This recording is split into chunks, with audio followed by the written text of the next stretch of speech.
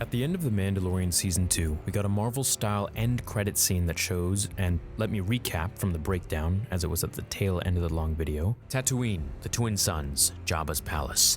Fennec Shand comes down the stairs killing Gamorrean guards as she is followed close by Boba. Bib Fortuna sits atop Jabba's throne. Now, Bib Fortuna was Jabba's top secretary guy and right-hand man. We see him in Return of the Jedi, and I thought he died, but I guess Boba isn't the only one to return from the dead. He tells Boba how he had heard rumors of his return, doing that fake laugh. Boba shoots him dead, and he walks up to throw his dead corpse off, taking his rightful place on the throne as the king of the underworld. Jabba was the law of the underworld, of scum and villainy. Boba now takes that mantle. He and Fennec will now control the galaxy's underworld at their fingertips. The Book of Boba, coming December 2021, is a really big question for me. Will this be a new show all on its own? Will it have chapters for episodes like The Mandalorian? Or will this be what the new Mandalorian will be about? We have a little bit more insight on whether this is a show on its own to run alongside The Mandalorian Season 3, or if it's now going to replace The Mandalorian Season 3.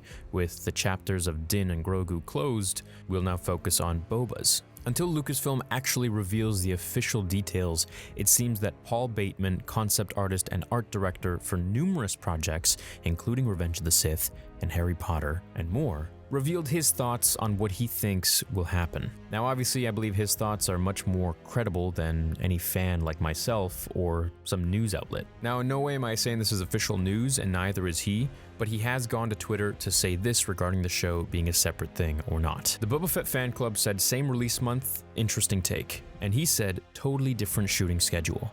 The tweet blew up a little bit, it got some attention, and he went to make sure things were clear. He says, just to make sure folks get the big picture, until clarity comes from the horse's mouth, hopefully soon, I don't officially represent Lucasfilm when it comes to this kind of thing. As I understand it, the Book of Boba Fett and The Mandalorian Season 3 have differing shooting schedules, despite potentially releasing around the same date. In addition, Pedro Pascal has confirmed that he signed aboard for the third season. Consequently, I'm saying it's a very understandable conclusion to reach that it's much more likely we're talking about two entirely different shows than not. But then it is still 2020, so I suppose anything could happen. Got it? Good.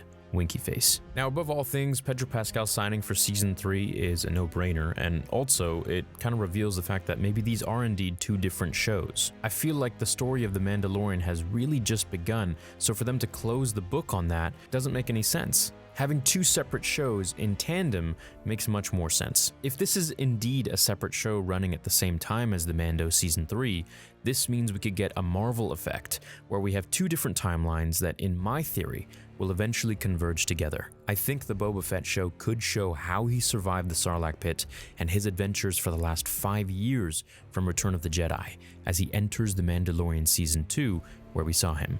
This could be either through flashbacks or starting from his escape from the Sarlacc and showing how he did it, or rather, how someone helped him do it. My thoughts are Dengar, just like in Legends. The show could reveal his and Fennec's takeover of the underworld of Star Wars as we know it, that the throne was Jabba's, and with it, he commands and rules as the king. Now, this transition will obviously take a bit of doing, as the galaxy doesn't fully know of his return, nor his status as Crime World King.